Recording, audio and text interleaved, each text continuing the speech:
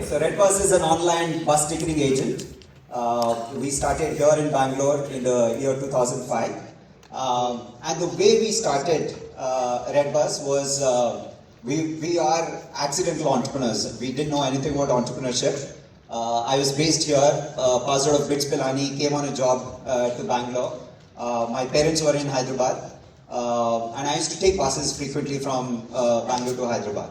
And every time I wanted a ticket, I used to call the travel agent, and the agent used to get me a seat, except for Diwali of 2005. So in the year 2005, during Diwali, when I went to my regular agent and asked him for a bus ticket, he called like 2-3 bus operators, inquired if they have any seats, and at the end of that told me that there are no seats.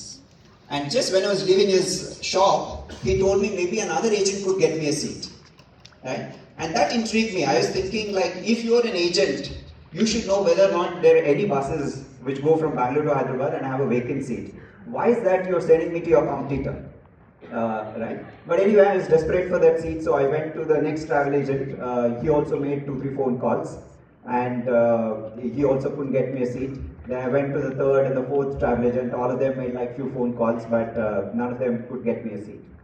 And I ended up being in Bangalore for that long weekend, the Diwali weekend.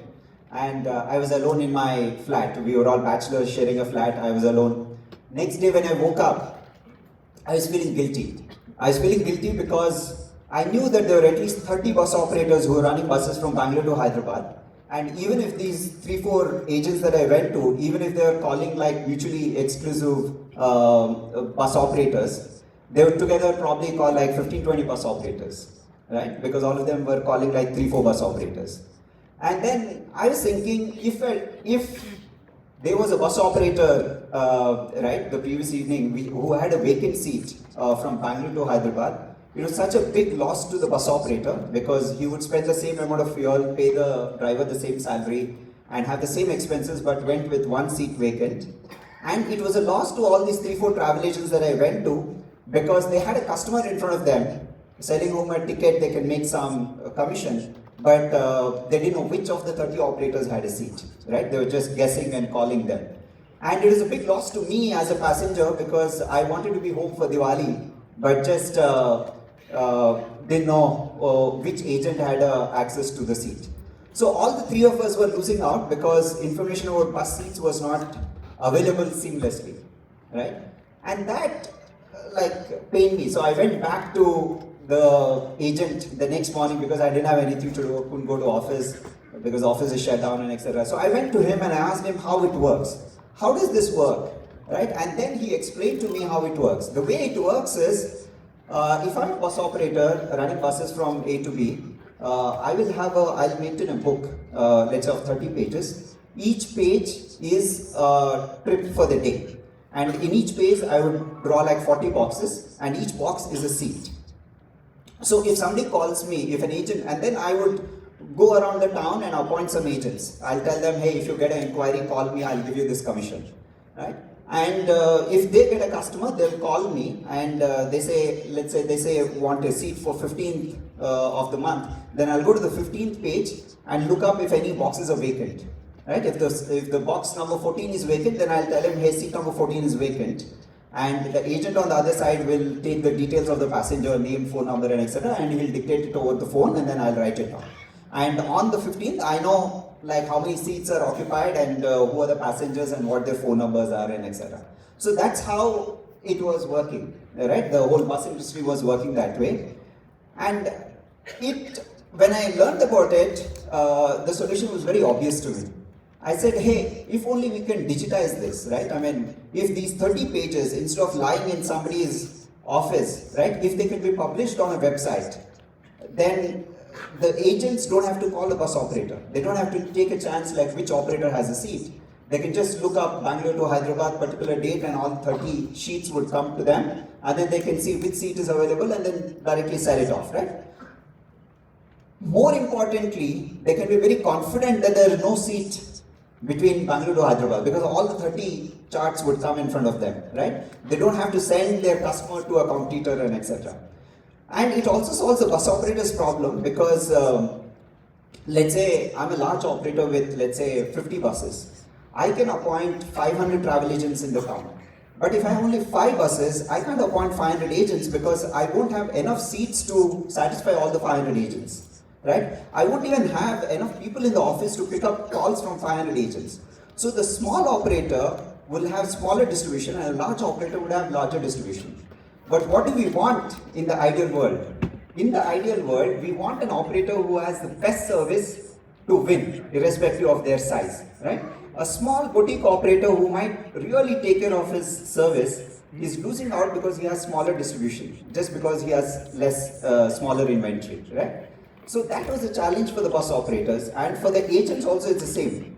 If I'm a small agent, I can't tie up with all the bus operators because they won't honor me. I have to tie up with only a few travel agents, right? So the agents were getting access to only a few bus operators were getting access depending on their size, and the customer is clueless as to where to go. And I thought just computerizing this would solve that problem. So the first thing I did is I wrote an email to my flatmates. We were 7 of us living in a flat. I sent them an email saying, hey, couldn't get a ticket, but I think there is interesting problem to solve. Do you want to join me in solving this? And we wanted to solve it like a not-for-profit. I mean, we didn't know about entrepreneurship and for-profit and etc. We just wanted to solve that problem. And we wanted to solve it by creating an open source solution. We thought, hey, let's create this kind of a bus ERP and give it to the bus operators, and once they use, you get information to their inventory, and then you can aggregate that and publish it on the site. This is supposed to be a not-for-profit. All the 7 of my flatmates, they were very excited. They jumped in, and we started the journey. It was very exciting. We all split work, and on weekends we were doing it. It was very, very exciting. But in 3 months of the journey, 4 of the 7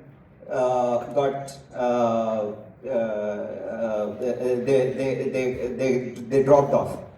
They found it very difficult because this journey is very difficult. I'm told 55% of you are entrepreneurs here, so you know what I mean. It's very difficult. You go to a bus operator, he doesn't give you any respect. You try to put together software, it doesn't work. You go out, people say, hey, this industry is run by rowdies, gundas and black money.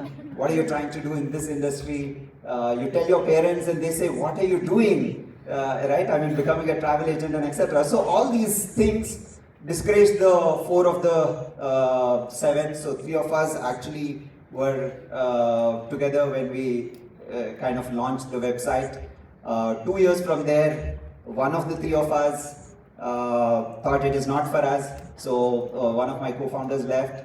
Then through the journey, right? I mean, every time, right, I would get resignations from my co-founders and my senior management saying, hey, it is not going to happen. I'm narrating this because this journey is so difficult. I mean, if given a choice, even I would have left, but because I'm like the last man standing, I just survived because I didn't have a chance to escape. But this journey teaches a lot, right? Somebody was asking me about one of the statements that I made about the entrepreneurship journey. This journey is that of, I feel this entrepreneurship journey is a process of self-purification. So what I mean by that is, when I started on this journey, I was this very kind of an angry young man, right? I would say, hey, this has to be this way, and then if somebody said, no, it has to be some other way, then I'd get very upset and angry because you're so passionate and involved in it. And you would have evaluated everything else and you know that this is it, and anybody who's saying the counter is only wasting time, stopping the progress and things like that and all. But very soon I realized, when I started doing that, very soon I realized that people didn't want to come with me. People wanted to leave. They said, hey, this is so tiring, this is so draining. I don't want to be a part of this journey.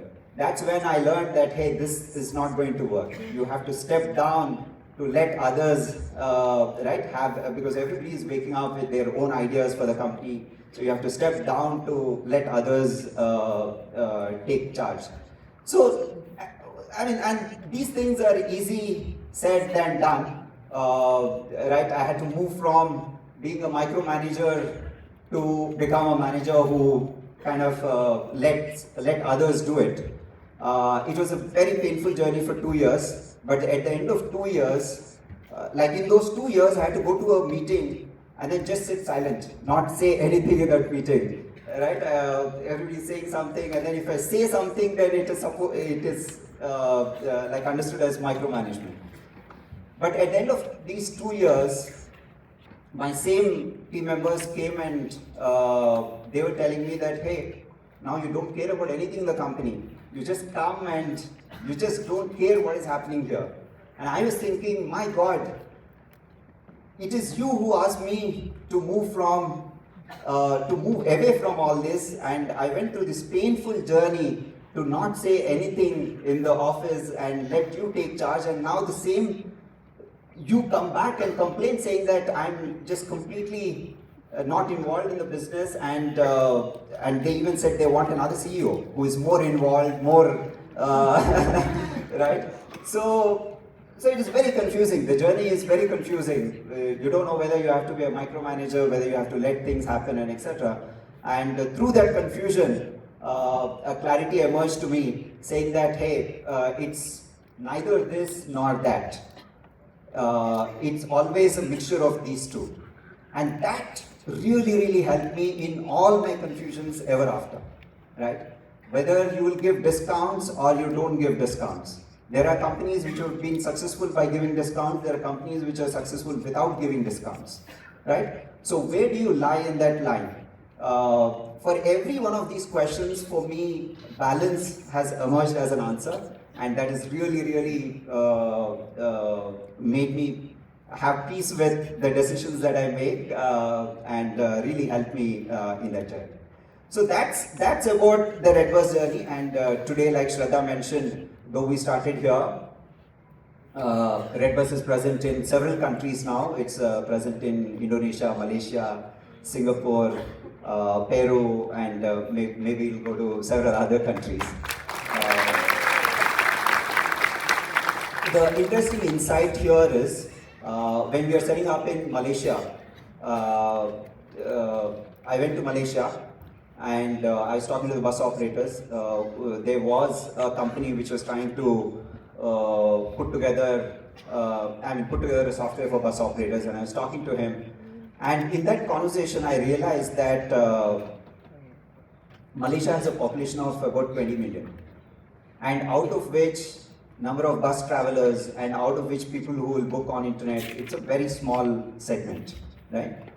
And if this gentleman is building this software to cater to that small customer base, right, when will he get the ROI out of it? Because whether you're selling for a small customer base or a large customer base like in India, the software has to do the same thing, right? It has to have a database, it has to have those search results page, you need to click, it needs to have a payment gateway. So the technology is more or less the same, but you cater to very small segment of population in some of these countries, right? So over there, we from India have a natural advantage, right? Because your software is already able to cater to like millions of customers here. When you go to these other countries, you have a big natural advantage because it's the same technology which is very polished, very robust. And you go to these other countries, you take the same technology and cater to that. So you have an edge over many of these competitors in many countries. So if you are in internet technologies, you should seriously consider going to these other countries where you just get a head start like that. So that's about RedBus, and now I was also asked to distill some of the learnings from RedBus and the other startups that I've been involved with after that. So to start that, the first question that I want to ask is, what do you think is the biggest reason startups fail?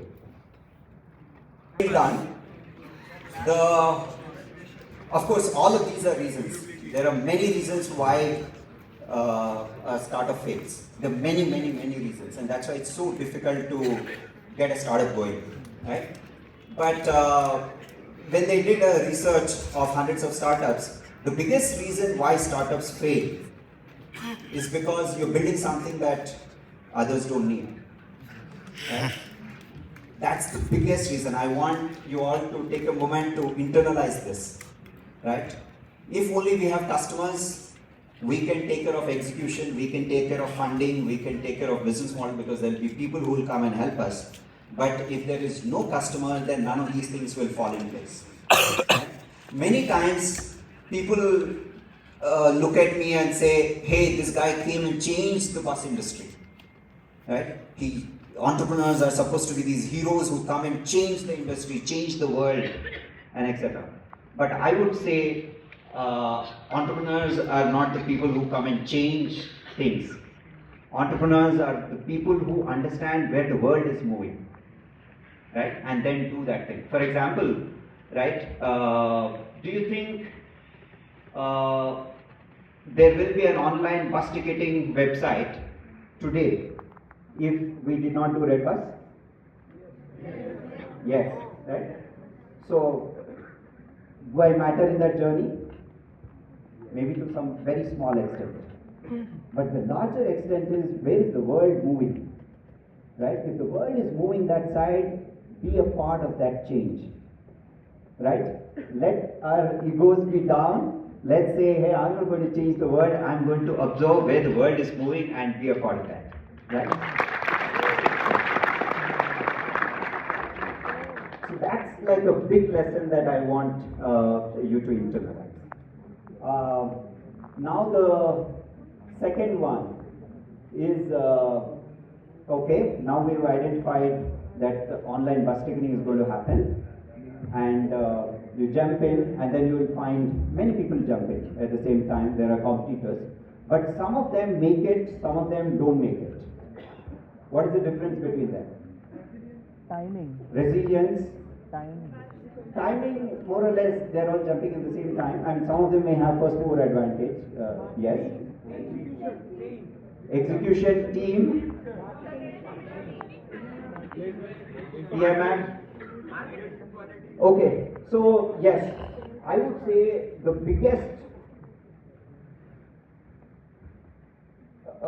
determining factor of how big a company or an impact that you will make is this one thing, which is your threshold of stress. Right? So what I mean by that is, if you are getting fully stressed up running one coffee shop, will you ever go and set up the second coffee shop? No way. Right? There is no way. And if you get stressed up after setting up 10 coffee shops, there's no way you'll set up 1,000 coffee shops. So what is actually stopping you from your big dreams is not your know-how of technology, not your access to funding, not any of these things. It is your threshold of stress. How soon will you get stressed? Right? That is where you will stop. Even if you're not doing a startup, let's say you're working in a company, you become a team lead of 10 people, and you're very stressed. You go to a house and home back, and then you're saying, I can't do anything now. Will your company ever promote you to a manager? No way. That is your limit. Right? There's no way you'll become the CEO and the world head and etc. and all that. So this is again a very, very important thing, and you can work on it from today. Right? In every day when stress attacks you, you tell it that this is not my level. This is not the level I'm going to end it. Build your capacity. The other end of the stress is optimism. Right? Optimism actually takes various forms. It's a very, very, I'm throwing these words so that these words stay with you. Right? Optimism is the other end of stress. What happens when you're very optimistic about something? Let's say you missed this bus and then you have this idea and then you're very optimistic about this idea. Not worried to figure out the solution. You will go on trying. Yeah, you sit on it. What do you need to be successful? You need persistence. You need that focus. You need that commitment. Right? All these focus, commitment, all these are another form of optimism. You cannot be committed if you're not optimistic. Right? You need, what is the other thing that you need? You need curiosity to go and figure out solutions. You need that capacity, intellectual capacity. Again, it will come from optimism. If you're not optimistic, you don't have the energy to go and figure out, hey, how does airline industry work? How does this industry work? How does that industry work? You won't have, right?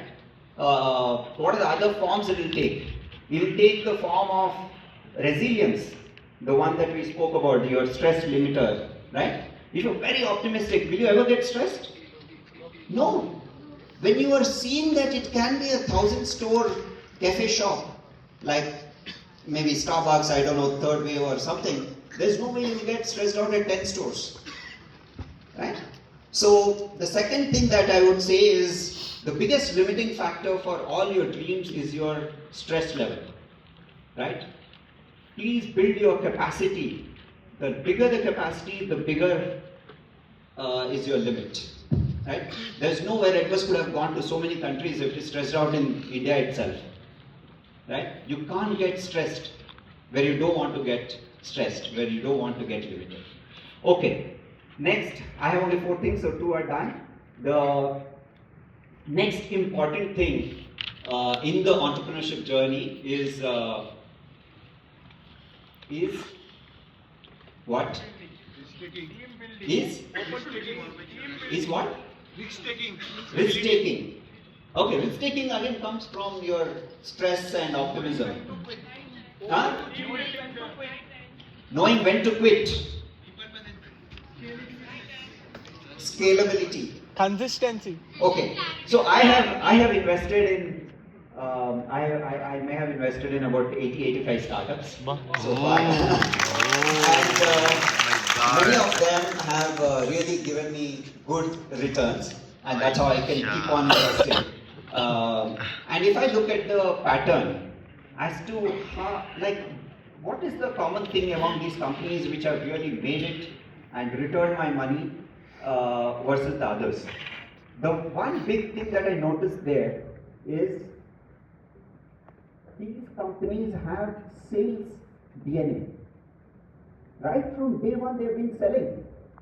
When they came for funding, they already had a customer. And if I reflect back on RedBus also, right? RedBus really exists today because very early on when we started, we wanted to build this technology, we wanted to automate it, digitize it, and etc. We had mentors who just told us, just sit and sell seats. And that was so counterintuitive to us.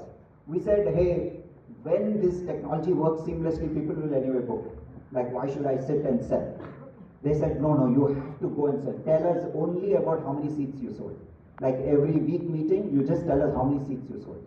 And just out of that pressure, we just went and sold. And how did we sell? Many of our sales in the early days were not through website. They were manual. We'd go deliver tickets at people's house. We ran a phone number on which people would call, and then we would sell them tickets on phone. It was very, very manual. It all started manual. But what it did is, it got that sales DNA into us. Compared to some of our competitors, like some of our competitors are from IIT and IIM, they were like much more qualified than us. But they were building technology and solutions, and they fell into the same trap. Though they are smart, I'm so thankful for the advice that we got, because we got into the sales DNA. Right? Recently, Tata Sons chairman, right? He mentioned something which really, really goes well with this. He said, all our problems, all the problems of businesses are solved if there are sales. All problems are solved if there are sales. Right? It is that important. So right from day one, when you're building your solution, internalize this. Build the sales DNA. Whatever may happen, you have to just go and sell. You know, one of the richest people, is the IKEA founder. You know IKEA? Yes. Right? So when IKEA started in India, there's so much news about it and etc. And I was like very excited. He's one of the richest people, richest in the world. I think at that time he was the 5th richest in the world or something like that, if I remember right. Right? And we all know IKEA is known for furniture, very modular furniture, very nice furniture. Worldwide they sell the same furniture. They don't customize it for different countries and etc. Which means then, without reading much about the IKEA founder, my first guess is he must be a very good carpenter or architect or a designer, right? For him to come up with such unique furniture which sells across the world. He has that knack for beauty and etc. And then I went and started reading about him. Right? To my surprise, what I discovered is he knows nothing about furniture. Right? And what he knows is sales. He knows how to sell. In fact, he was not even in furniture business. He was, I think, in department store business or something. He was importing and selling. He had some store. And then discovered that there's a lot of demand for furniture in his country. And then he said, okay, then let me sell furniture. He started importing furniture and selling. So furniture just happened to be. Right? If you go back to the first point, see where the world is moving and then do that. So world needed furniture, so his country needed furniture, so he did furniture. But the core skill he had is that of selling. And you take any successful people, entrepreneurs I mean. You know Bill Gates? Right? One of the richest people in the world. And you look at his story. Yes, Microsoft, he's a techie, he's like a whiz kid, he can write software and etc. and all. But if you go back to his journey, we all know that he sold the software when he didn't have the software. Right? He went to this meeting and told them, yeah, I have the software. He signed the contract, came back and said, now we have to build this software. Right? You know that story, right? Again, the point that we will miss is, we all will mistake him for a whiz kid of software. But the core thing is, he's a great salesman. He's already sold before he has a product. And this is a pattern that I've seen in many of the startups that have returned my money and very successfully. Right? They are sales people. It is visible from day one. Like many times we tell ourselves, okay, they're just building product now, they will sell someday. But the standout companies, they would have already had a customer. Even on day one when they don't have software. Okay? So that's my third point. Please internalize this. Many of us are strangers to selling. Nobody teaches us selling. Right? I'll tell you another thing. Actually, I'm in the board of one large company, sizable company, about 2,000, 2,500 people. Doing quite well. And now the founder wanted to transition out, and then we wanted to find a CEO. So we put a JD out, and then we've been interviewing people for that company. You know the pattern there? All the candidates who we have shortlisted, the final shortlist where we are interviewing and etc., they all have a pattern. And it's really surprising to me. I thought CEO can be anybody, right? I mean, if you have enough experience in finance, you can go on to become a CEO. CTO can become a CEO, CMO can become a CEO, and etc. But in this final shortlist, you know, the common thing among all of them, though the education may have been different. Somebody may have done engineering, somebody may have done MBA, CA, whatever it is. But all of them have spent like 50, 20 years in sales. Many of them started their career in sales. And that's the shortlist. And I went and checked with other companies like who are hiring CEOs. Many of them have this pattern. So start your journey, right? If you get an opportunity. Then I came back and sent a note to all my cousins' kids saying that, hey, if you're passing out, if you have a choice, take the first job as the sales guy. Right? That will really ground you. Because this is not taught in schools. you have to self-teach, and the best way to self-teach is if you have an opportunity, just get into sales. Right? You will know the nuts and bolts of how that machinery works. So that's the third one. We've seen all the successful people. I've seen it in this company. I've seen it in my own RedBus. Everywhere, sales has played a big role.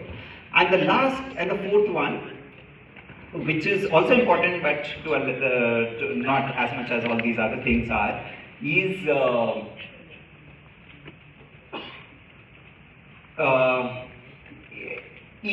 from an experience, I would say. I'm also involved with some of the PE funds now and etc. and all. And recently, there's one of the unicorns in the country. They came to pitch. They wanted to raise capital and etc. and all. And I was very excited because it's such a known name, and I knew the founders. They're such nice people. But at the end of all that evaluation, the answer was to pass that company. We did not invest. We did not end up investing in that company. And that was like a big realization to me. I was feeling very sad because making sense, right?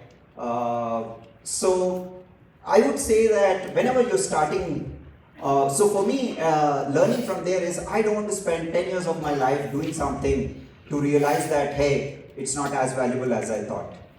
I would rather figure that out much early, right? So I know many of you are entrepreneurs. Many times people say, hey, just jump in, just get started, and then you will figure out. While that is right to some extent, I would also say, hey, also be mindful that you don't want to land up in a situation like this, where you spend 10 years of your life and then figure out that, hey, you should have never started. Right? There are many companies like that in our world, like SoundCloud is one of them, Docker is another one if you're a tech, this thing, right? So these are very nice companies, all of us would love to use it, but they're struggling because they don't have a business model in place. So I would say when you start up, spend a lot of time thinking about what you're going to do so that you don't land up here. Those are the 4 things that I wanted to share. Thank you so much.